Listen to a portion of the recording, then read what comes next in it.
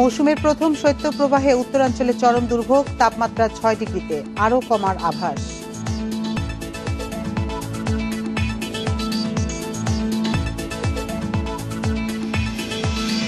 তিন কোটি করোনা টিকা দিতে হাসপাতালে বসবে বিশেষ ফ্রিজ, তৃণমূল স্তরে বন্টন কমিটি গঠন।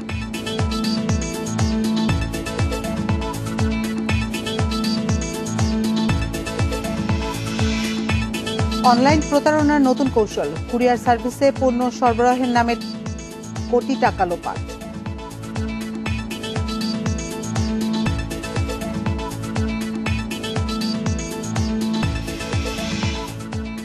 এক মাসে ভোজ্য তেলের দাম লিটারে বেড়েছে 10 টাকা, ভ্যাট কর বৃদ্ধির অজুহাত আমদানিকারকদের।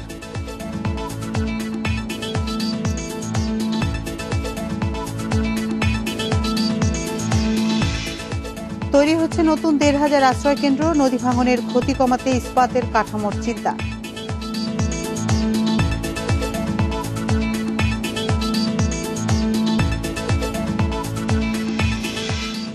স্বাগত সকাল 9টায় বিরতিহীন ইন্ডিপেন্ডেন্ট সংবাদে। আপনাদের সাথে আছি আমি আতিফ আঞ্জুমান এবং আমি সাফাত বিন ফরিদ। শুনছিলেন প্রধান শিরোনামগুলো, যাচ্ছি বিস্তারিত খবরে। পৌষের প্রথম সপ্তাহে উত্তরাঞ্চলের কয়েকটি জেলার ওপর দিয়ে বয়ে যাচ্ছে মৃদু থেকে মাঝারি শৈত্যপ্রবাহ। কুড়িগ্রামের রাজারহাটে সর্বনিম্ন তাপমাত্রা রেকর্ড করা হয়েছে 6.6 ডিগ্রি সেলসিয়াস। তাপমাত্রা আরও কমার পূর্বাভাস দিয়েছে আবহাওয়া অফিস। এছাড়া আগামী কয়েকদিনের শৈত্যপ্রবাহ মধ্যাঞ্চলের জেলায় ছড়িয়ে পড়বে। চলতি মাসের শেষের দিকে বড় ধরনের শৈত্যপ্রবাহের আভাসও দেওয়া হয়েছে। তাপমাত্রা নামতে থাকায় শীতের প্রকোপে বিপর্যস্ত উত্তরবঙ্গের জেলা কুড়িগ্রামের জনজীবন। জেলায় অনুভূত হচ্ছে মাঝারি শৈত্যপ্রবাহ। ঘন কুয়াশার সাথে কনকনে ঠান্ডা বাতাসে ভোগান্তি পাচ্ছে মানুষের। অনেক বেলা পর্যন্ত দেখা মিলছে না সূর্যের। শিশু, বৃদ্ধ সহ শ্রমজীবী ও ছিন্নমূল মানুষের দুর্ভোগ বাড়ছে পাল্লা দিয়ে। কোনো ইনকাম নাই, ঠান্ডা কোনো চলাচল করতে পারছি না, খুব সমস্যা, খুব দুর্ভোগে দিন চলছে। করোনা এবং শীতের প্রকোপের কারণে এখন ব্যবসা হালকা হয়ে গেছে, চলা খুব কষ্টকর হচ্ছে। দুদিন মৃদু শৈত্যপ্রবাহের পর এখন মাঝারি শৈত্যপ্রবাহের কবলে দেশের সর্ব উত্তরের জেলা পঞ্চগড়। বিকেল থেকেই চারপাশ ঢেকে যায় ঘন কুয়াশায়। রাতের তাপমাত্রা থাকছে 10 ডিগ্রির নিচে। পশ্চিমের জেলা মেহেরপুর, চুয়াডাঙ্গায়ও একদিনের ব্যবধানে কমেছে তাপমাত্রা। দুর্ভোগে আছেন ছিন্নমূল ও খেটে খাওয়া মানুষেরা। দরিদ্রদের কাছে শীত বস্ত্রের সহায়তা এখনো পৌঁছেনি অনেক এলাকায়। খুব শীত ভাই, আজকে টাটি যাচ্ছে, হাত পাককে টাটি খুশি পড়ে যাবে, এত পরিমাণ শীত, মানে হাতে কোনো কাজ করছে না। সরকার শুনে যে মেলা কিছু দিয়েছে, কম্বল হ্যান ত্যান, আমরা তাই পর্যন্ত কিছুই পেলাম না। আবহাওয়াবিদরা বলছেন আগামী কয়েকদিনে তাপমাত্রা আরও কমতে পারে। এই মাসের শেষের দিকে অর্থাৎ 25 তারিখের পরে অথবা জানুয়ারির শুরুতে কোনো জায়গার তাপমাত্রা 6 নিচে নেমে যেতে পারে। আমরা নর্মালি 6 নিচে গেলে বলি আমরা সিভিয়ার শৈত্যপ্রবাহ অর্থাৎ তীব্র শৈত্যপ্রবাহ। এটা অনেক জায়গায়, বিশেষ করে উত্তরবঙ্গ, রাজশাহী, রংপুর, যশোর, কুষ্টিয়া, এইসব জায়গায় তাপমাত্রা 6 নিচে নেমে যেতে পারে। আবহাওয়া অফিসের তথ্য মতে উত্তরের জেলাগুলো ছাড়াও ময়মনসিংহ, টাঙ্গাইল, ফরিদপুর, যশোর ও কুষ্টিয়ার উপর দিয়ে মৃদু থেকে মাঝারি শৈত্যপ্রবাহ বয়ে যাচ্ছে। বেশমিনন্দী, ইন্ডিপেন্ডেন্ট নিউজ। পৌষের শুরুতেই দেশ জুড়ে চলছে মৃদু শৈত্যপ্রবাহ।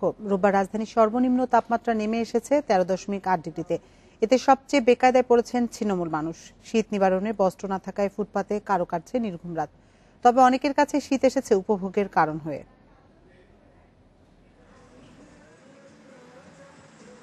কুয়াশার চাদরে মোড়ানো শীত কারো জন্য উপভোগের, কারো কাছে চরম বিরক্তির। গত কয়েকদিন শীতের প্রকোপ শুরু হলেও শনিবার রাতে যেন হাড় কাঁপুনি বেশি লেগেছে রাজধানীর মানুষের। কারণ বাজার, পলাশীর মোড়, শহীদ মিনার সহ বিভিন্ন ফুটপাতে ঘুমানো মানুষের কষ্টের তাই শেষ নেই। শীত নিবারণের বস্ত্র না থাকায় নির্ঘুম রাত পার করছেন কেউ কেউ। শীতের কষ্ট তো স্যার ভালোই কষ্ট যাইতেছে স্যার, আমার তো আর কি করবো, আমার তো কিছু নাই। তো শীত লাগে না, শীত লাগলে কি? হাড় কাঁপানো শীত থেকে কিছুটা স্বস্তির আশায় অনেকেই আবার আগুন জ্বালিয়ে গা গরম করছেন। সেই সঙ্গে শীতার্তদের কষ্ট লাঘবে শীতবস্ত্র নিয়ে এগিয়ে এসেছেন অনেকেই। নিজের বিবেকের তাড়নায় যে এই যে মানুষগুলো এত কষ্ট করে, মানে খুবই খুবই মানে কষ্টের ব্যাপার, তাই না? দেখেন আপনার চট, মানে একটা প্লাস্টিকের বস্তা গায়ে দিয়ে শুয়ে আছে। আমি তো বাসায় আরামে শুয়ে আছি, আমি তো জ্যাকেট ট্যাকেট পরে বের হয়েছে, কান্টু পরে বেরোয়েছে, ইনফ্যাক্ট গায়ে নিয়ে বেরোয়েছে। আমি তো ওদের ওটা ফিল করতেছি না যে আমি খুব আরামে আছে। তো আসলে এটা ফিল করা উচিত। এদিকে সামর্থ্যবানদের কাছে শীত আবার উপভোগেরও। মধ্যরাতে তাই শীত উপভোগ করতে পরিবার নিয়ে ঘুরতে বেরিয়েছেন তারা। হ্যাঁ, আজকে একটু মোটামুটি বেশি শীত মনে হচ্ছে যে অন্য দিনের তুলনায়। তাও বেরিয়েছি আজকে জাস্ট হঠাৎ। সবসময় আমরা শীতটাকে এনজয় করি, আর আমাদের বেবির বার্থডেটার জন্য আর একটু বেশি বেরো আর কি। আবহাওয়া অধিদপ্তর বলছে আগামী 2 দিন শীতের প্রকোপ আরো বাড়লেও আস্তে আস্তে তা কমে আসবে। Sohel Rana, independent news, Dhaka. এ নিয়ে আরো জানাতে কুড়িগ্রাম থেকে আমাদের সাথে যুক্ত হচ্ছেন সহকর্মী আব্দুল খালেক। খালেক, কুড়িগ্রামে আজকে সর্বনিম্ন তাপমাত্রা কত ছিল আর আশপাশের জেলাগুলোর কি অবস্থা? আর তাপমাত্রা কমে আসায় শীতে নিম্ন আয়ের মানুষের দুর্ভোগ কেমন দেখছেন?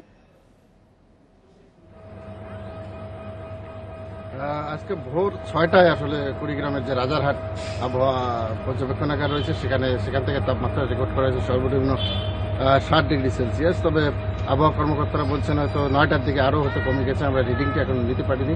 তো এই অবস্থা কিন্তু গত 2 দিন ধরে অব্যাহত রয়েছে এবং এই অবস্থা চলতে থাকার কারণে ঘন কুয়াশার কারণে যানবাহন চলাচল দারুণভাবে বিঘ্নিত হচ্ছে।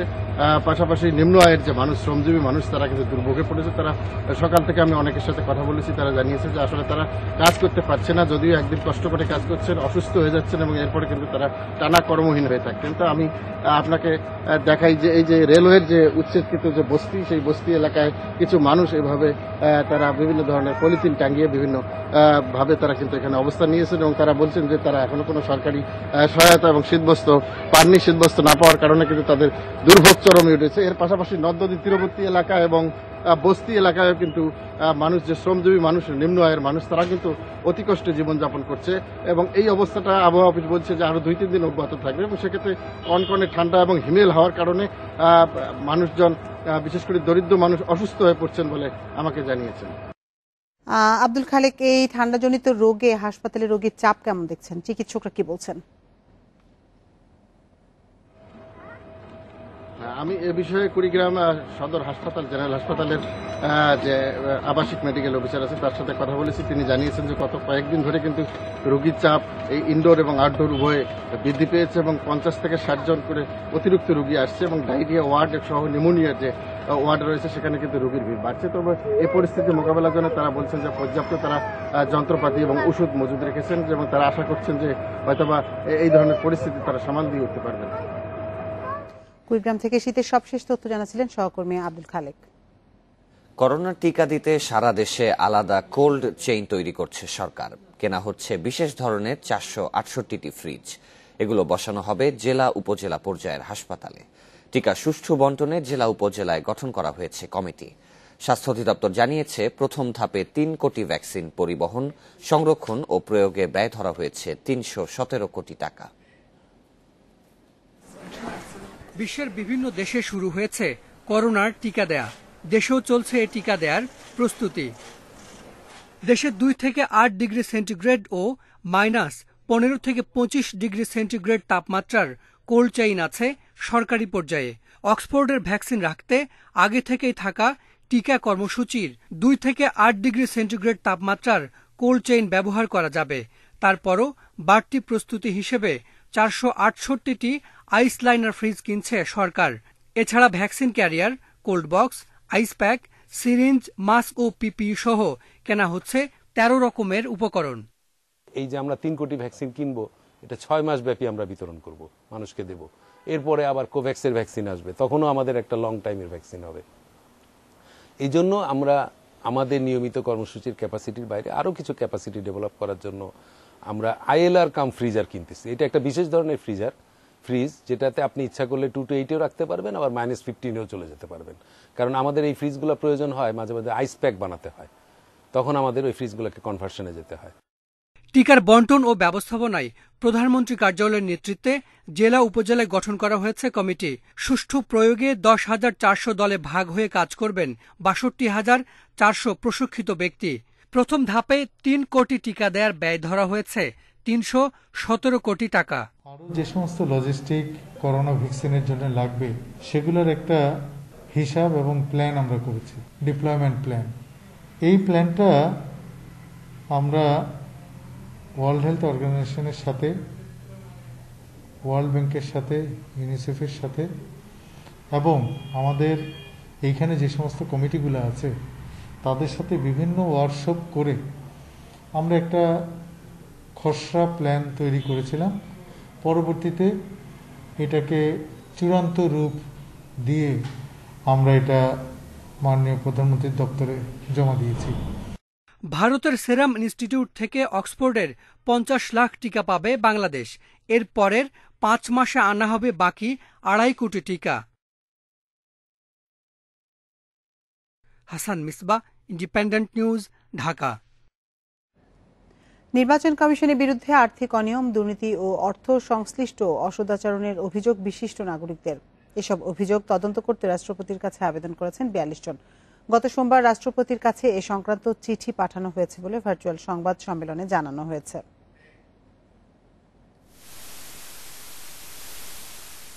নির্বাচন কমিশনের বিরুদ্ধে সুনির্দিষ্ট 9টি অভিযোগ করেছেন বিশিষ্ট নাগরিকেরা। এর মধ্যে রয়েছে বিশেষ বক্তা হিসেবে 2 কোটি টাকা গ্রহণ, নিয়োগের নামে 4 কোটি 8 লাখ টাকার দুর্নীতি, নিয়ম বহির্ভূতভাবে 3টি করে গাড়ি ব্যবহার এবং ইভিএম কেনায় অনিয়ম।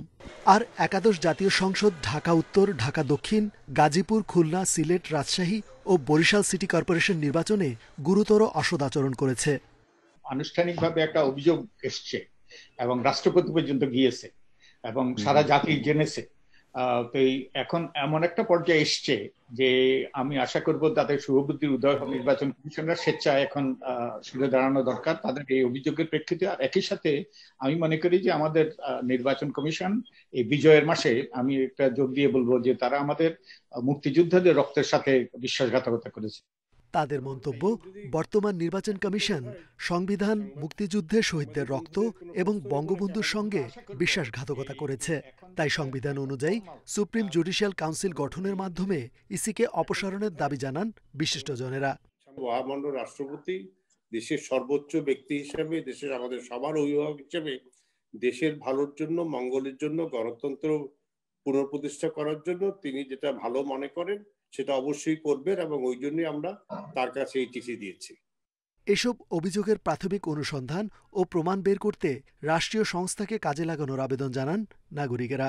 এরপর সুপ্রিম জুডিশিয়াল কাউন্সিলে পাঠানোর অনুরোধ করেন বিশিষ্টজনেরা।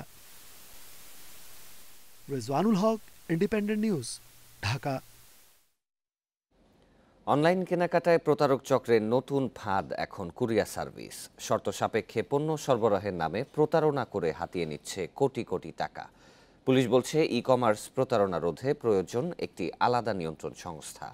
আর ইক্যাব বলছে ভুইফোঁড় প্রতিষ্ঠানকে আইনের আওতায় আনতে সম্মিলিত উদ্যোগের বিকল্প নেই। জাতীয় বিশ্ববিদ্যালয়ের 2য় বর্ষের শিক্ষার্থী রাকিবুল ইসলাম ফেসবুকে চটাকদার বিজ্ঞাপন দেখে শখের মোবাইল ফোনটি কিনতে আগ্রহী হন। শর্ত, প্যাকেট খোলার আগেই পরিশোধ করতে হবে দাম। করেছেন তাই, কিন্তু প্রতারিত হয়ে শখের মুঠোফোনটি হাতে নিতে পারেননি। এমন প্রতারণার বলি তার মতো আরো অনেকেই। কুরিয়ার সার্ভিসের মাধ্যমে এটা নিছিলাম, তো নেওয়ার টাকা পেমেন্ট করার পরে আমাকে প্রোডাক্ট দেওয়া হয়েছে। তো প্রোডাক্টটা প্যাকেজিং করা ছিল, তো প্যাকেজিং খোলার পরে আমি দেখি এরকম একদম নর্মাল সেট দেওয়া হয়েছে আমাকে। কুরিয়ার থেকে একটা প্রোডাক্ট অর্ডার করেছিলাম, সেখানে বিকাশে টাকা পাঠিয়েছিলাম এবং তারপর থেকে তারা আমাদেরকে একটা বিকাশের একটা কুরিয়ারের একটা ফেক বিল কিন্তু তারা আমাদেরকে সাবমিট করে। এই ক্ষেত্রে আমি বলবো অবশ্যই কুরিয়ারগুলোকে যেন তারা চেক অ্যান্ড ক্যাশ অন ডেলিভারির একটা প্রসেস করেন। এমন ঘটনা অহরহ ঘটলেও অনেকটাই উদাসীন কুরিয়ার সার্ভিস কর্তৃপক্ষ, সমাধানে দিতে পারেননি কোনো সদুত্তর। কিন্তু আমাদের এর বাইরে এটা আমাদের মনে করেন আমাদের সেকশন প্রধান আছেন, ম্যানেজার আছেন, ওনার বরাবর আমরা পাঠাই। তো যেহেতু উনি অনলাইনে কিনতেছে, ওই ক্ষেত্রে ওনার দেখে নেওয়াই উচিত। ব্যবসায়ী প্রতারকগত কাজে এটা, সেক্ষেত্রে আমাদের বা গ্রাহকরাই বেশি দায়বদ্ধ এটার জন্য। কন্ডিশনের মাধ্যমে কুরিয়ার সার্ভিস থেকে পণ্য সংগ্রহের ক্ষেত্রে পুরো টাকা পরিশোধ করেই পণ্য নিতে হয় গ্রাহককে। এক্ষেত্রে গ্রাহক কোনোভাবে প্রতারিত হলে টাকা ফেরত নেওয়ার সুযোগ তো থাকছে না অভিযোগের সুযোগও। আর এই সুযোগকে কাজে লাগিয়ে লাখ লাখ টাকা হাতিয়ে নিচ্ছে প্রতারক চক্র। ফেসবুকে শত শত ভুয়া পেজ খুলে চালাচ্ছে প্রতারণার নানা কূটকৌশল। মাঝে মধ্যে আইনশৃঙ্খলা বাহিনীর হাতে কেউ গ্রেপ্তার হলেও এর একটি বড় অংশ ধরাছোঁয়ার বাইরে। তারা খুব সুন্দর সুন্দর বিজ্ঞাপনের মাধ্যমে অনলাইনে এই ক্রেতাদেরকে আকৃষ্ট করে। কন্ডিশনে আসলে তখন তারা এই মালামাল পরিবহন করে। আমরা সবগুলি নিয়েই খতিয়ে দেখব, তারপরে যার যা লায়াবিলিটিস সেটা আমরা তদন্তে উঠে আসবে।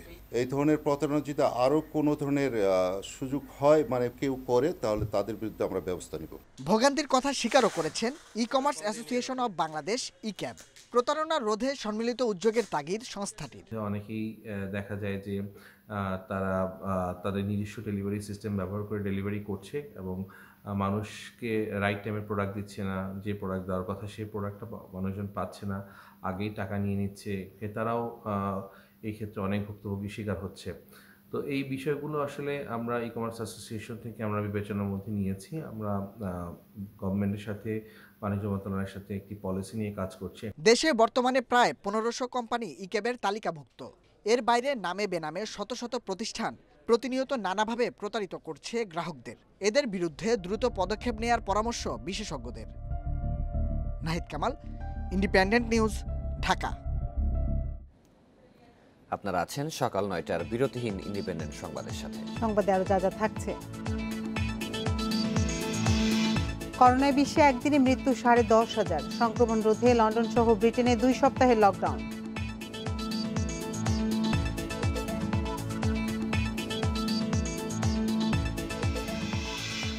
নির্ধারিত সময়ে হচ্ছে না ঢাকা প্রিমিয়ার লিগ, মার্চ এপ্রিলের ফাঁকা সময়ে বিসিএল আয়োজনের পরিকল্পনা।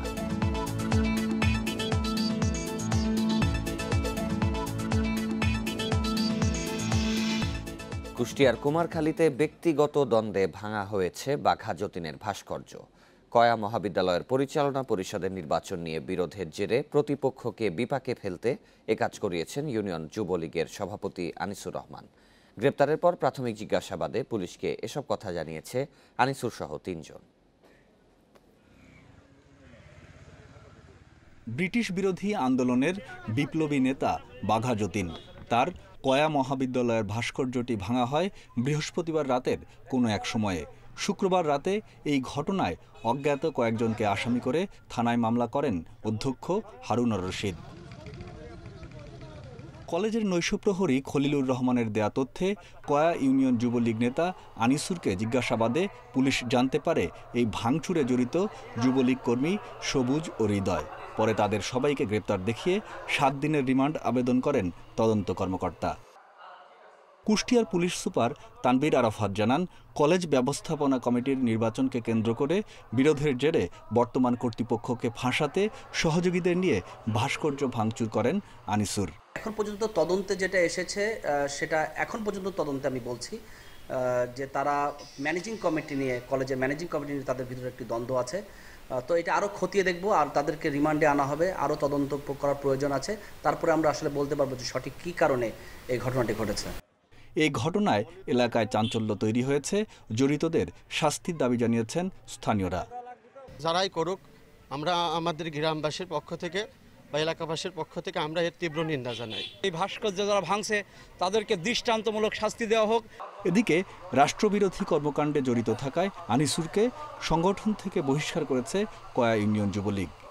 5 সদস্যের একটা কমিটি করেছি, কমিটি করে আমরা তদন্ত চালাচ্ছি এবং এসপি সাহেবের কথার অনুপাতে যে সে স্বীকার করেছে এরকম কিছু কথা শোনার পরে আমরা তার বিরুদ্ধে একটা সাময়িক বরখাস্ত করেছি।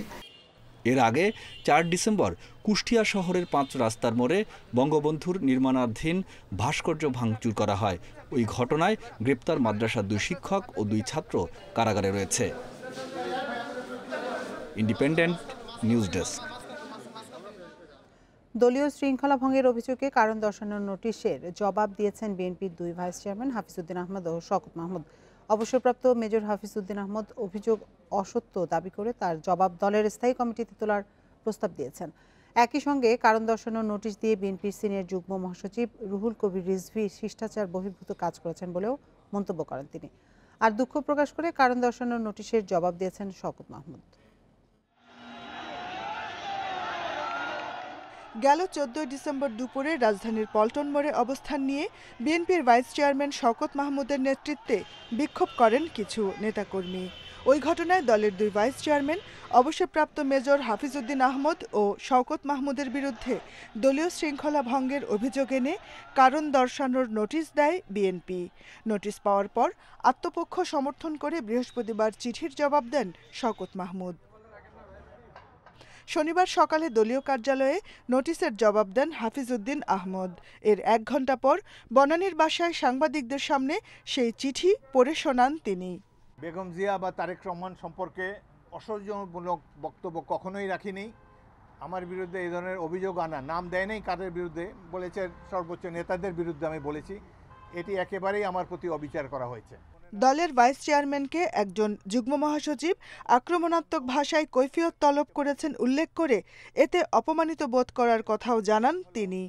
শহীদ বুদ্ধিজীবী দিবসে অসৌজন্যমূলক ভাষায় অসত্য অভিযোগ সম্বলিত কারণ দর্শানো নোটিশ পেয়ে আমি হতবাক হয়েছি। একজন যুগ্ম সচিব মহাসচিব আদিষ্ট না হয়েও ভাইস চেয়ারম্যানকে শোকজ করতে পারে না, এটা সৌজন্যের ব্যত্যয় হয়েছে এবং যে আক্রমণাত্মক ভাষা ব্যবহার করা হয়েছে তাতে আমি অত্যন্ত অপমানিত বোধ করছি। এদিকে দলীয় কার্যালয়ে শোকজ নোটিশের জবাব দিলেও এ নিয়ে গণমাধ্যমের সঙ্গে কথা বলেননি Shawkat Mahmud. Jahanara Parvin, independent news, Dhaka. Bar কাউন্সিলে আইনজীবীদের অন্তর্ভুক্তির লিখিত পরীক্ষার সময় মোহাম্মদপুরের 2টি কেন্দ্রে ভাঙচুর, অন্য শিক্ষার্থীদের বাধা ও খাতা ছিঁড়ে ফেলার অভিযোগ উঠেছে কিছু শিক্ষার্থীর বিরুদ্ধে। শনিবার সকালে প্রশ্নপত্র কঠিন হওয়ার দাবি করে একদল শিক্ষার্থী বিক্ষোভ ভাঙচুর করে। এরপর আর পরীক্ষা হয়নি মোহাম্মদপুর মডেল ও কেন্দ্রীয় কলেজে। এদিকে বার কাউন্সিল চেয়ারম্যান ও attorney general M Amin Uddin জানিয়েছেন, যারা লিখিত পরীক্ষায় অংশগ্রহণ করেছেন শুধুমাত্র তাদেরই ফল ঘোষণা করা হবে। এ ভাঙচুরের ঘটনায় 14 পরীক্ষার্থীকে আসামি করে মামলা করা হয় মোহাম্মদপুর থানায়। তাদের 11 জনকে গ্রেপ্তার দেখিয়েছে পুলিশ। রাজধানীর মোহাম্মদপুর মডেল কলেজ শনিবার সকাল 9টায় শুরু হয় আইনজীবীদের নিবন্ধনের লিখিত পরীক্ষা। তবে প্রশ্নপত্র হাতে পাওয়ার পর তা সিলেবাসের বাইরে থেকে এসেছে দাবি করে বিক্ষোভ শুরু করে পরীক্ষার্থীদের এক অংশ। এ সময় পরীক্ষা বাতিলের দাবিতে খাতা ছিঁড়ে ফেলেন তারা। ভাঙচুর চালানো হয় অধ্যক্ষের কক্ষ সহ কলেজ ক্যাম্পাসে। যারা পরীক্ষা দেওয়ার চেষ্টা করে তাদের উপরও চড়াও হয় বিক্ষোভকারীরা। দুধের বাচ্চাদেরকে পরীক্ষা দিতে আসছি, পরীক্ষা দিতে আসার পর দেখি এখন আমাদের সাথে এরকম করা হচ্ছে। এমসিকিউতে একবার যদি কেউ টিকে সে দ্বিতীয়বার পরীক্ষা দেওয়ার সুযোগ থাকে রিটেন। তো আমি দ্বিতীয়বারের পরীক্ষার্থী ছিলাম, এটাই আমার সর্বশেষ পরীক্ষা। এতে যদি আমি দিতে না পারি এটা আমার জন্য অনেক কষ্টের কারণ হয়ে যাবে। 3 বছর পরে একটা পরীক্ষা পেলাম, কিন্তু এই অনাকাঙ্ক্ষিত ঘটনার জন্য আমরা যারা আছি পরীক্ষা দিচ্ছিলাম, আমাদের হলে যে ব্যাপক ভাঙচুর হয়েছে এটা বার কাউন্সিলের ইতিহাসে একটা কলঙ্কিত ইতিহাস।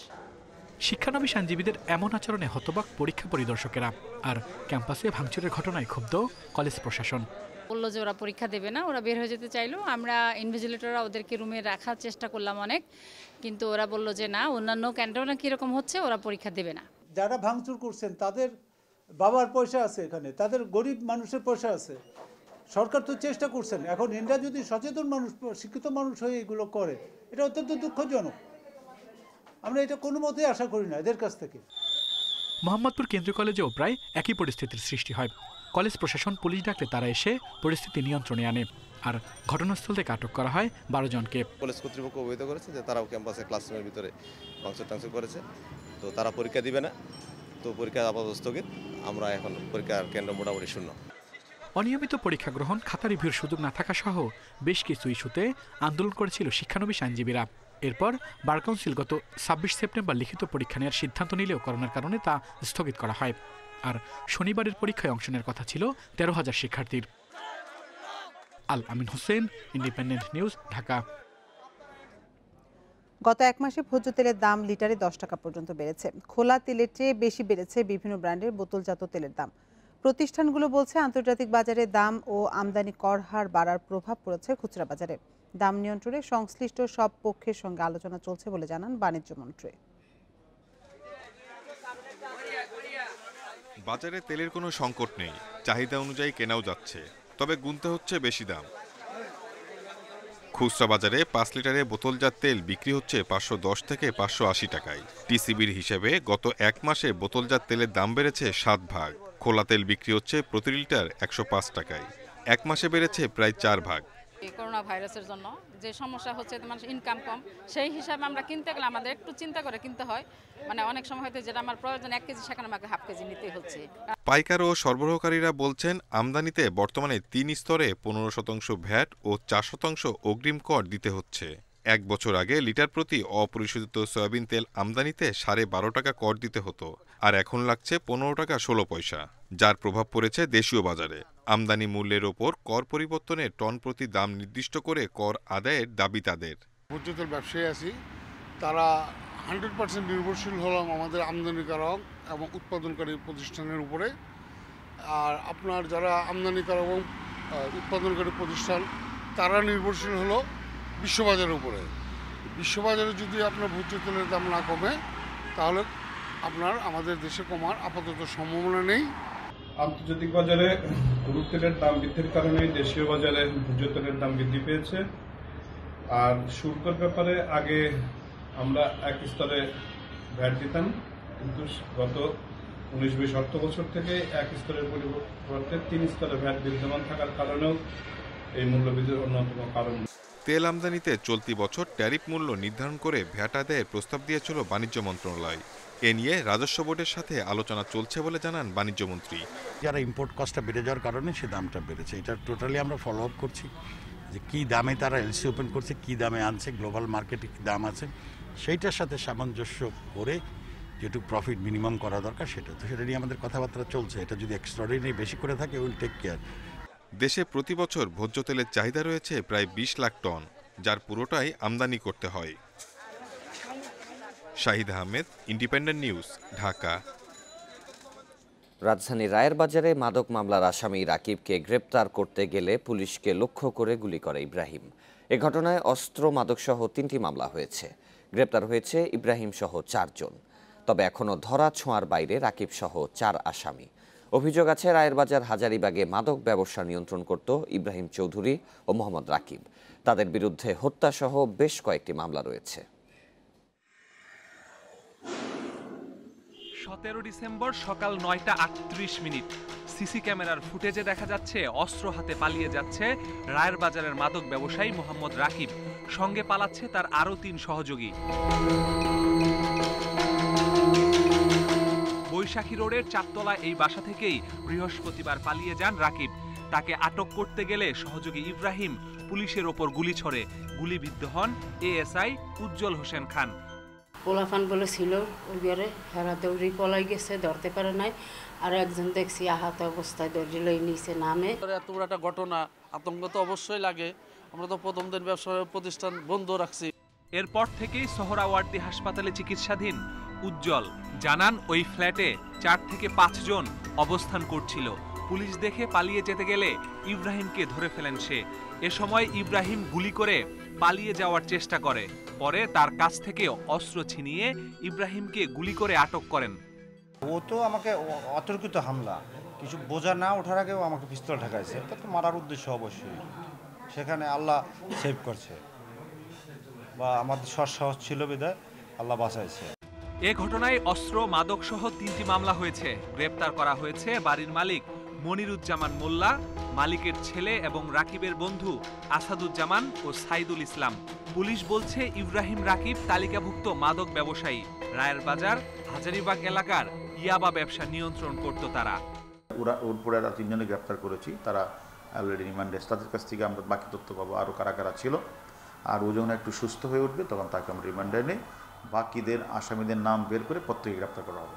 এ মামলায় এখনো পলাতক রাকিব সহ 4 জন। ধরতে অভিযান চলছে বলে জানাচ্ছে পুলিশ। Masudur Rahman, independent news, Dhaka. জয়পুরহাটের পুরানাপোল রেলগেটে ট্রেনের ধাক্কায় বাসের 12 যাত্রী নিহত হয়েছেন। আহত হয়েছেন আরও 3 জন। শনিবার সকাল 7টার দিকে এই দুর্ঘটনা ঘটে।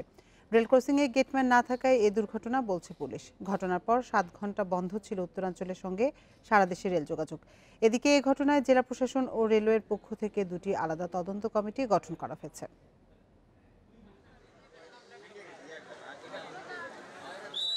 জয়পুরহাট থেকে ছেড়ে আসা বাঁধন নামের একটি যাত্রীবাহী বাস হিলি স্থলবন্দরের দিকে যাচ্ছিল। সদর উপজেলার পুরানাপোল রেলগেট অতিক্রম করার সময় ওই বাসটিকে দিনাজপুরের পার্বতীপুর থেকে ছেড়ে আসা রাজশাহীগামী উত্তরা এক্সপ্রেস ট্রেন ধাক্কা দেয়। এ সময় বাসটির একাংশ প্রায় আধা কিলোমিটার ঠেলে নিয়ে যায় ট্রেনটি। ঘটনাস্থলেই মারা যান বাসের বেশ কয়েকজন যাত্রী। হাসপাতালে নেয়ার পথে এবং চিকিৎসাধীন অবস্থায় মৃত্যু হয় আরও কয়েকজন। নিহতরা হলেন বাস চালক জয়পুরহাট সদর উপজেলার মামুনুর রশিদ। রমজান পাঁচবিবি উপজেলার সরোয়ার হোসেন, আরিফুর রহমান রাব্বি আক্কেলপুর উপজেলার সাজু মিয়া এবং নওগাঁর রানীনগর উপজেলার বাবু। আমি করিমনগরের রাস্তার মোড়ে যখন রেলগেটের পাশে মেন রোডে উঠি তখন ট্রেনটা ওই দিক থেকে আসতেছিল, উত্তর দিক থেকে, আর বাসটা আসতেছিল জয়পুরহাট টু হিলির দিকে যাচ্ছিল। বাস পার হচ্ছিল, এমন সময় ট্রেন হঠাৎ করে ঢুকে গেছে। তার মধ্যে বাড়ি দিয়ে একবারে সামনে পর্যন্ত 1/2 কিলোমিটার পর্যন্ত একবারে বাস চলে আসছে, আর 5 থেকে 7 জন ওখানে পড়ে গেছিল যাত্রী। 10 মিনিটের ব্যবধানে মানে গেট বন্ধ না করার জন্য অ্যাক্সিডেন্ট। খবর পেয়ে ঘটনাস্থলে পৌঁছে উদ্ধার কাজ শুরু করে ফায়ার সার্ভিস ও আইন শৃঙ্খলা বাহিনী। গুরুত্বপূর্ণ এই রেল ক্রসিংয়ে গেটম্যান থাকাটা জরুরি ছিল বলছে পুলিশ। টোটাল 10 জনকে এখান থেকে তারা রেস্কিউ করেছে, রেস্কিউ করে তারা মেডিকেলে সবাইকে নিয়ে যাওয়া হয়েছে। এই পর্যন্ত হলো আজকের রেস্কিউ কাজের খবর। এখন আমরা সার্চ করে দেখছি কোনো ভিকটিম আটকা পড়া নেই। জেলা পুলিশ তাৎক্ষণিকভাবে এখানে এসে তারা উদ্ধার কাজ পরিচালনা করে এবং আমাদের যে লোকাল ফাঁড়ি আছে জয়পুরহাট, ওরাও আসে। আমি এসে পৌঁছেছি, এখন এখানে দেখা যাচ্ছে যে আমার কাছে যেটা মনে হয়েছে যে এখানে গেটম্যান ছিল, গেটে কোনো গেট ব্যারিয়ার ফেলা ছিল না, যার জন্য আমার কাছে মনে হয়েছে ঘটনাটা ঘটছে। দুর্ঘটনার সময় বাসটিতে থাকা বেশিরভাগ যাত্রী দিনমজুর ছিলেন। Independent news desk. ব্লাস্ট রোগ প্রতিরোধে সক্ষম গম চাষ করা হয়েছে মেহেরপুরে, তাই এবার এই রোগে ফসল নষ্ট হবে না বলে আশা করছেন কৃষকেরা। তাদের প্রয়োজনীয় সহযোগিতা দিয়েছে কৃষি বিভাগ। প্রণোদনা হিসেবে দেয়া হয়েছে বীজ, সার ও সেচের খরচ। উন্নত বীজ হওয়ায় জমিতে ভালো ফলনের আশা করছেন চাষিরা। প্রতি বছরই ব্লাস্ট রোগের কারণে প্রায় সব জেলাতেই লোকসানে পড়েন গম চাষিরা। কীটনাশক ব্যবহার করলেও বেশিরভাগ সময়ই তেমন উপকার পাওয়া যায় না। তাই এবার মেহেরপুরের চাষিরা বাংলাদেশ কৃষি গবেষণা ইনস্টিটিউটের উদ্ভাবন করা ব্লাস্ট প্রতিরোধী বাড়ি 33 ও উচ্চ ফলনশীল জাত বাড়ি 30, 32 ও 28 জাতের গম চাষ করেছেন। মেহেরপুরে 2016 সালে ব্লাস্ট রোগ শনাক্ত হয়। ওই সময় থেকে টানা কয়েক বছর গম খেতে এই রোগের আক্রমণে ব্যাপক ক্ষতির মুখে পড়েন কৃষকরা। তাই ব্লাস্ট প্রতিরোধী জাতের গম চাষে ঝুঁকছেন তারা। চলতি মৌসুমে এই বীজের ফলনও ভালো হয়েছে। আউ ভাজিতে ভালো হয়, 20 মণ 22 মণ হবে। হ্যাঁ, গমের দামও ভালো, ফলনও ভালো। জমিতে সার পানি যখন যা ট্রিটমেন্ট নেওয়ার দরকার নিয়েছে ঠিক মতো। এবার আল্লাহ যদি ভালো করে, এবার গমের অবস্থা খুব ভালো আছে। কৃষি সম্প্রসারণ অধিদপ্তর বলছে এই জাতের গমে ফলন বেশি। মেহেরপুরে এরই মধ্যে চাষ হয়েছে 10,000 হেক্টরের বেশি জমিতে, যা গত মৌসুমের চেয়ে 2,000 হেক্টর কম হলেও মান ভালো হওয়ায় ফলন ও দাম বেশি পাবেন বলে আশা কৃষকদের। বাড়িগম 33 একটা উন্নত মানের জাত এবং ব্লাস্ট রোগ প্রতিরোধী, এবং এর ফলে আশা করা যাচ্ছে এবার ব্লাস্ট তেমন একটা দেখা যাবে না, যেহেতু প্রতিরোধী। এর ফলে কৃষকরা মার খাবে না এবং তারা যথেষ্ট লাভবান হবে। এই মৌসুমে কৃষি সম্প্রসারণ অধিদপ্তরের তালিকায় থাকা কৃষকরা এই বীজ পেয়েছেন, তবে পর্যায়ক্রমে এর আওতা বাড়ানো হবে। Independent news desk. দেশের পাশাপাশি বিদেশেও চাহিদা বাড়ছে বগুড়ার আদমদীঘির প্লাস্টিকের মাদুরের। দক্ষিণ পূর্ব এশিয়ার কয়েকটি দেশের পর এখন আফ্রিকার বিভিন্ন দেশ থেকেও আসছে রপ্তানির আদেশ। বাজারজাতে সহায়তা ও দক্ষ শ্রমিকের সংকট মেটানোর উদ্যোগ নেওয়া হলে রপ্তানি আরও বাড়ার সম্ভাবনা বলে মত উদ্যোক্তাদের। বগুড়ার আদমদীঘি উপজেলার ছাতনি গ্রামের নাহিদ সুলতানা তৃপ্তি 25 বছর আগেও মাত্র 600 টাকা বেতনে এনজিওতে কাজ করতেন। এরপর 15,000 টাকা পুঁজি নিয়ে শুরু করেন পোলট্রি ব্যবসা। 3 বছর আগে প্লাস্টিকের মাদুর তৈরির ব্যবসা শুরু করেন তিনি। এরপর আর পেছনে ফিরে তাকাতে হয়নি তাকে। এখন মাসে 1,20,000 মাদুর তৈরি হয় তার কারখানায়। দেশের বাজারের পাশাপাশি প্লাস্টিক মাদুরের চাহিদা রয়েছে বিদেশেও। মিয়ানমার ও থাইল্যান্ডের পর রপ্তানির অনুরোধ আসছে দক্ষিণ আফ্রিকা এবং সোমালিয়া সহ 7 দেশ থেকে। যেখানে আমার দেশের চাহিদা আমি মেটাতে পারছি না, আর সেখানে তো বিদেশে এক্সপোর্ট করার কোনো এখন সেই সুযোগটা পাইনি বা হচ্ছে না। এই ফ্যাক্টরি বাড়াতে হবে, ওয়ার্কার বাড়াতে হবে, বা বিভিন্ন সুযোগ সুবিধা সরকারের কাছ থেকে আমরা চেয়ে থাকছি। আমি যদি সরকারের কাছ থেকে কোনো সহযোগিতা পেয়ে থাকি তাহলে হয়তো ওইটা করা সম্ভব। ভবিষ্যতে আমার ইচ্ছা আছে যে বাইরে এক্সপোর্ট করার। তবে দক্ষ শ্রমিক সংকট সহ নানা কারণে চাহিদা অনুযায়ী উৎপাদন ক্ষমতা বাড়াতে পারছেন না তৃপ্তি। বর্তমানে তার কারখানায় কাজ করছেন নারী পুরুষ সহ 150 কর্মী। আমার বাবা মা, আমার 2টা সন্তান, আমার নিজের সংসার আছে, একটা সংসারটা সচ্ছলভাবে চালাতে পারি। অন্য কাজ করলে ঝড় বৃষ্টি হলে সেদিন মার যায়, কাজ নষ্ট, বাসায় বসে থাকা লাগে। আর এখানে ঝড় বৃষ্টি রোদ বৃষ্টি যা হয় হোক তারপরেও কাজ চলে, বুঝছেন। বগুড়ায় তৈরি প্লাস্টিক মাদুর রপ্তানিতে সহযোগিতা করার উদ্যোগ নেয়ার কথা জানিয়েছে জেলা প্রশাসক।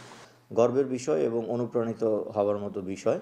প্রকৃতপক্ষে সরকারের পক্ষ থেকে যে ধরনের সুযোগ সুবিধা দেওয়ার স্কোপ রয়েছে, তারপর তার যদি এক্সপোর্টের জন্য কোনো ধরনের হেল্প প্রয়োজন হয় ইপিবির সাথে যোগাযোগের সাথে, সেই বিষয়টুকু দাপ্তরিকভাবে এবং সরকারিভাবে করার জন্য আমি সচেষ্ট থাকব।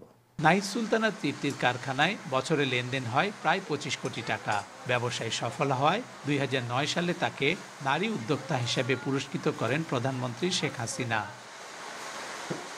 Hasibur Rahman, independent news, Adamdighi, Bogura. দুর্যোগকালের জন্য নতুন ১৫০০ আশ্রয় কেন্দ্র তৈরির উদ্যোগ নিয়েছে সরকার। এ মুহূর্তে দেশে 10,000 আশ্রয় কেন্দ্রের প্রয়োজন হলেও আছে মাত্র 4,291টি। দুর্যোগ ব্যবস্থাপনা ও ত্রাণ প্রতিমন্ত্রী জানিয়েছেন, নদী ভাঙনের ক্ষতি কমাতে নতুন আশ্রয় কেন্দ্রগুলো ইস্পাতের কাঠামোতে নির্মাণের পরিকল্পনা হচ্ছে। প্রতি বছর ঝড়, বন্যা, জলোচ্ছ্বাস সহ নানা দুর্যোগের কবলে পড়ে দেশ। এ সময় দুর্যোগ এলাকার বাসিন্দাদের ঠাঁই নিতে হয় বন্যা সাইক্লোন শেল্টার সহ বিভিন্ন আশ্রয়কেন্দ্রে, কিন্তু চাহিদার অনুপাতে তা পর্যাপ্ত নয়।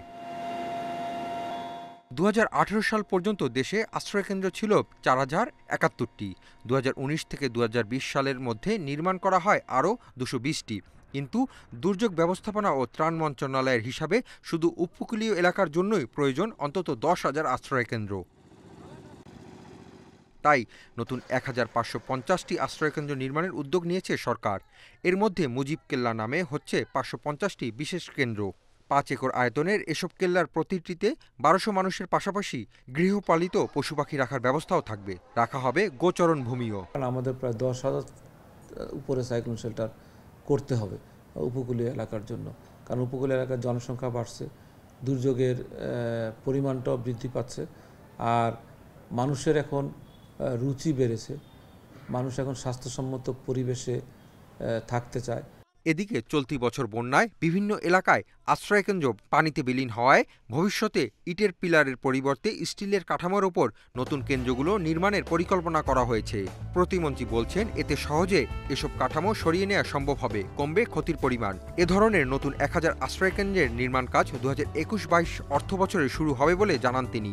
বন্যা আশ্রয়কেন্দ্র যেটা নদীর ধারে, সেখানে আমরা এখন চিন্তা ভাবনা করছি যে আমরা রিমুভেবল প্রিফেব্রিকেটেড স্টিল স্ট্রাকচার করবো, যাতে আমরা যদি দেখি ভাঙ্গন কাছে চলে আসছে তখন সেটাকে সরায় অন্য জায়গায় নিয়ে যাওয়া যায়।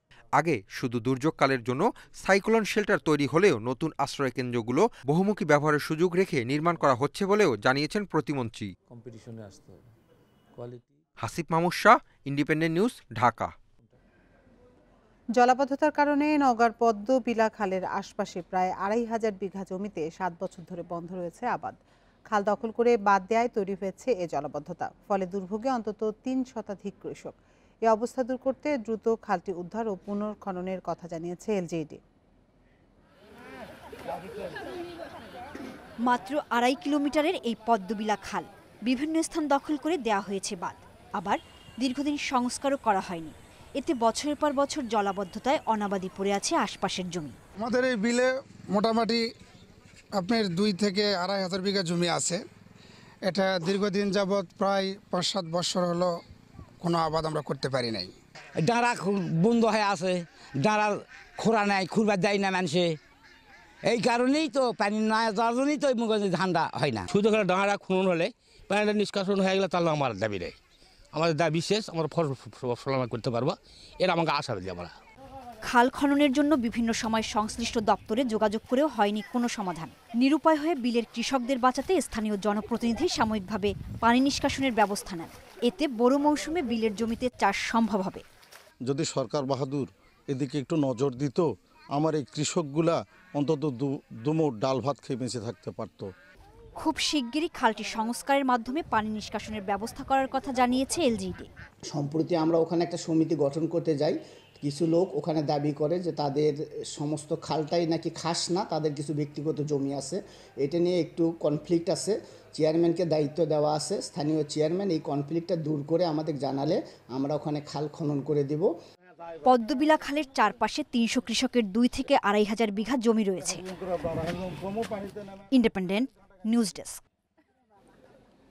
নতুন ধরনের করোনা ভাইরাস দ্রুত ছড়িয়ে পড়ছে ব্রিটেনে, তাই রাজধানী লন্ডন সহ ব্রিটেনে ভয়াবহভাবে করোনা ভাইরাস ছড়িয়ে পড়া এলাকাগুলোতে জারি করা হয়েছে লকডাউন। বড়দিন উৎসবকে ঘিরে বিস্তার ঠেকাতে ২ সপ্তাহের জন্য এই লকডাউনের ঘোষণা দিয়েছেন ব্রিটিশ প্রধানমন্ত্রী বরিস জনসন। এদিকে একদিনে বিশ্বে করোনায় ১০,৫০০-এর বেশি মানুষের মৃত্যু হয়েছে। নতুন করে শনাক্ত হয়েছেন প্রায় ৬ লাখ রোগী।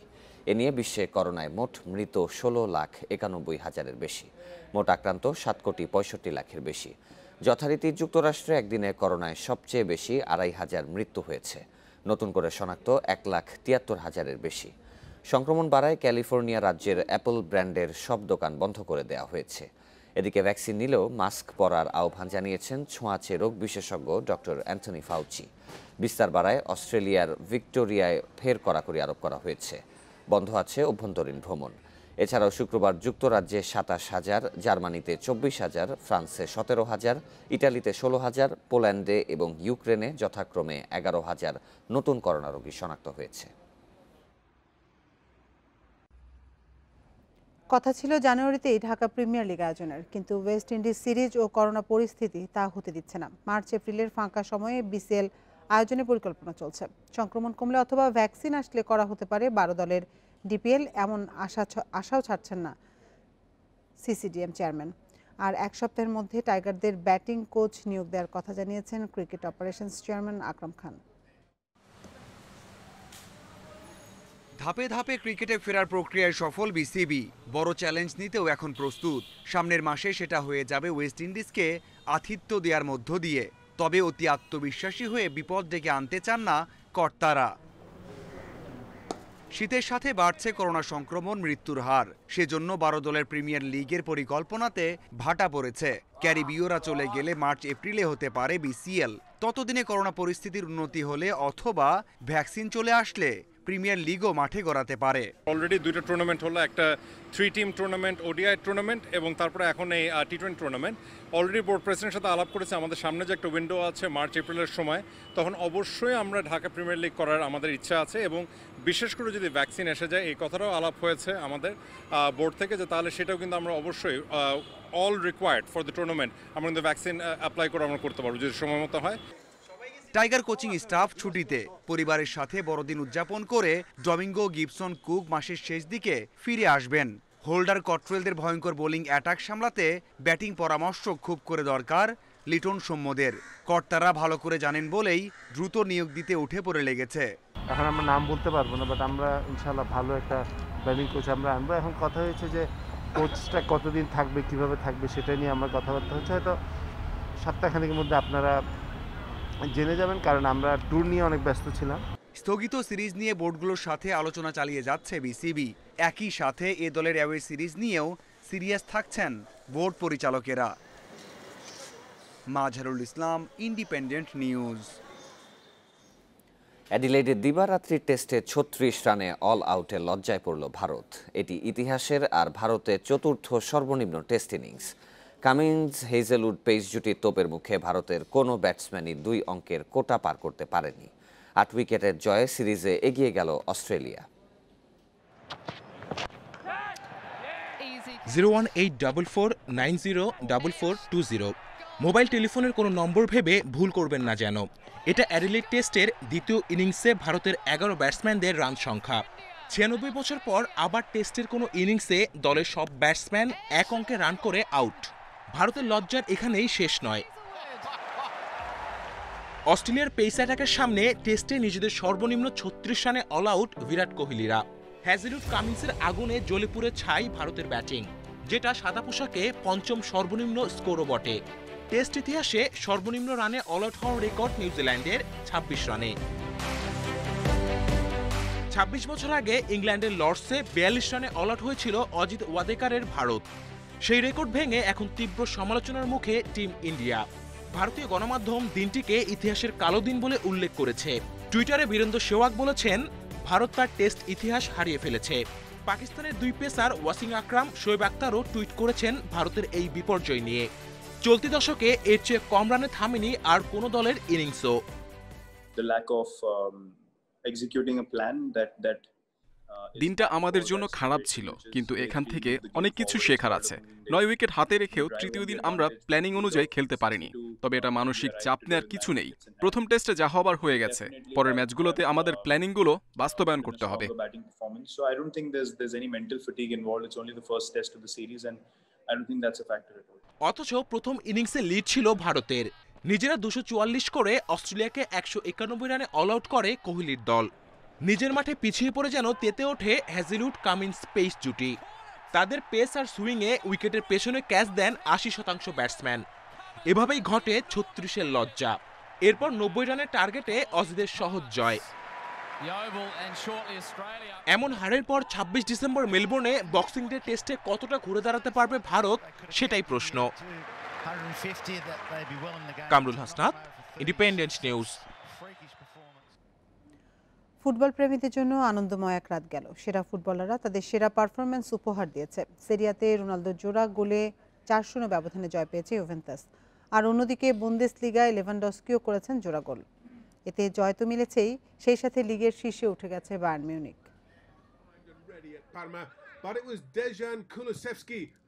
সেরিয়ার শীর্ষে থাকা এসি মিলানের সঙ্গে ব্যবধান কমাতে জয়টা দরকার ছিল। সেই জয় এলো রোনালদোর কীর্তিতে। কুলুসেভস্কির গোলে প্রথম লিড পায় ইউভেন্টাস। এরপর জোড়া গোল দিয়ে দলকে জয়ের দ্বারপ্রান্তে নিয়ে যান রোনালদো। CR7-এর প্রথম গোলটি দুর্দান্ত এক হেডে। বিরতির পরপরই জোড়া পূর্ণ করেন পর্তুগিজ তারকা। বক্সের বাদিক থেকে কোনাকুনি শটে আসে তার দ্বিতীয় গোল। আগের ম্যাচে পেনাল্টি মিসের পর দারুণ কামব্যাক রোনালদোর। 12 গোল দিয়ে ইব্রাহিমোভিচ আর লুকাকুকে টপকে চলতি মৌসুমে লিগের টপ স্কোরার CR7। এদিকে লেভারকুসেনের মাঠে ফিফার বর্ষসেরা পুরস্কার জেতা লেভানডস্কি আর নয়ারকে সম্মাননা দিয়ে বুন্দেসলিগার ম্যাচ শুরু হয়। ফিফা দ্য বেস্ট জয়ের পর যেন আরও উজ্জীবিত লেভানডস্কি। পোলিশ তারকার অনবদ্য নৈপুণ্যে কঠিন ম্যাচে জয় পায় বায়ার্ন। ঘরের মাঠে শুরুতে লেভারকুসেনই এগিয়ে যায়, কিন্তু বিরতির আগে লেভানডস্কির গোলে সমতায় ফেরে বাভারিয়ানরা। আর ম্যাচের যোগ করার সময় জোড়া পূর্ণ করে বায়ার্নকে জয়ের আনন্দ উপহার দেন পোলিশ তারকা। এই জয়ে লেভারকুসেনকে টপকে শীর্ষে উঠে গেল ফ্লিকের দল। এদিকে ইংলিশ প্রিমিয়ার লিগে করুণ অবস্থা আর্সেনালের। হারের বৃত্ত থেকে বের হতে পারছে না গানাররা। গানারদের 2-1 গোলে হারিয়ে পয়েন্ট টেবিলের 2-এ উঠে এসেছে এভারটন। আর আর্তেতার দলের অবস্থান 15 নম্বরে। শেষ 5 ম্যাচের 4টিই হেরেছে আর্সেনাল। ফেরদৌস ইসলাম, ইন্ডিপেন্ডেন্ট নিউজ। দীর্ঘদিন আন্তর্জাতিক ফুটবল না খেলায় ফিফার প্রকাশিত সর্বশেষ র্যাঙ্কিংয়ে নেই বাংলাদেশ নারী ফুটবল দল। হতাশার এই খবরের পর নড়ে চড়ে বসেছে ফুটবল ফেডারেশন। ফেব্রুয়ারিতে 1 বা 2টি ম্যাচ আয়োজনের চেষ্টা চলছে, জানিয়েছেন সাধারণ সম্পাদক আবু নাইম সোহাগ। আন্তর্জাতিক অঙ্গনে বাংলাদেশ নারী ফুটবল দলের পথ চলা 1 দশকের এই সময় জাতীয় দল আর বয়সভিত্তিক নানা টুর্নামেন্টে তাদের সাফল্য পুরো দেশকেই গর্বিত করেছে। ফিফার বয়সভিত্তিক বিশ্বকাপে খেলার স্বপ্নও দেখিয়েছিলেন কৃষ্ণা সাবিনারা। বিভিন্ন সময় প্রধানমন্ত্রী শেখ হাসিনার শুভেচ্ছাও পেয়েছেন। নারী ফুটবলকে বাড়তি গুরুত্ব দিয়েছিল বাফুফে। কিন্তু সেই বাফুফের অদূরদর্শিতা এবার হতাশার খবর। ফিফার প্রকাশিত সবশেষ র্যাঙ্কিংয়ে নেই বাংলাদেশের নাম। তালিকায় ভারত, নেপাল, শ্রীলঙ্কা এমনকি মালদ্বীপ থাকলেও 142টি দেশের মধ্যে জায়গা হয়নি বাংলাদেশের। এর আগে 14 আগস্ট প্রকাশিত র্যাঙ্কিংয়ে বাংলাদেশের অবস্থান ছিল 134 নম্বরে। বছর 3 আগে র্যাঙ্কিংয়ের 100-র মধ্যে জায়গা করে নিয়েছিল বাংলাদেশ। র্যাঙ্কিংয়ে না থাকার বিষয়টি করোনা পরিস্থিতির কারণেই হয়েছে বলছে বাফুফে। নারী ফুটবল দল সর্বশেষ খেলেছিল 2019 সালের 20 মার্চ। প্রায় 1.5 বছরেরও একটু বেশি সময় আমাদের বাংলাদেশ মহিলা জাতীয় ফুটবল দল আন্তর্জাতিক কোনো খেলাধুলার মধ্যে নেই। একটা মালদ্বীপে গিয়ে একটা ম্যাচ খেলবো, আমরা সংযুক্ত আরব আমিরাতে গিয়ে একটা ম্যাচ খেলবো, সেই পরিকল্পনা কিন্তু আমরা বাস্তবায়ন করতে পারিনি লকডাউন এবং অন্যান্য বিভিন্ন বিষয়ে। দ্রুত র্যাঙ্কিংয়ে ফিরতে টনক নড়েছে বাফুফের। ফেব্রুয়ারিতে এই ম্যাচ খেলার পরিকল্পনা চলছে, তবে আলাদা উইমেন্স উইং থাকার পরও কেন আরও আগে থেকেই তৎপরতা ছিল না, সেই উত্তর নেই বাফুফের কাছে। 15 ফেব্রুয়ারি থেকে 24 ফেব্রুয়ারি নারী ফুটবলের জন্য ফিফা উইন্ডো। আমরা আশা করছি সেই সময়ে আমরা গত মার্চ 2020 সালে যাদের সাথে খেলার আমাদের শিডিউল ছিল, সে মালদ্বীপ এবং ইউনাইটেড ইউএই সংযুক্ত আরব আমিরাত, তাদের সাথে আসলে আমরা পুনরায় খেলার ব্যাপারে আমরা উদ্যোগ নিচ্ছি। সদ্যই শেষ হয়েছে নারী প্রিমিয়ার লিগ, যে লিগের মান নিয়েও আপত্তির শেষ নেই। Abidur Rahman, independent news, Dhaka. আর এই ছিল সকাল 9টার বিরতিহীন ইন্ডিপেন্ডেন্ট সংবাদে। ইন্ডিপেন্ডেন্ট টেলিভিশনে সব খবর আরও বিস্তারিত জানতে চোখ রাখুন ফেসবুক, ইউটিউব এবং টুইটারে। এতক্ষণ সাথে থাকার জন্য ধন্যবাদ সবাইকে।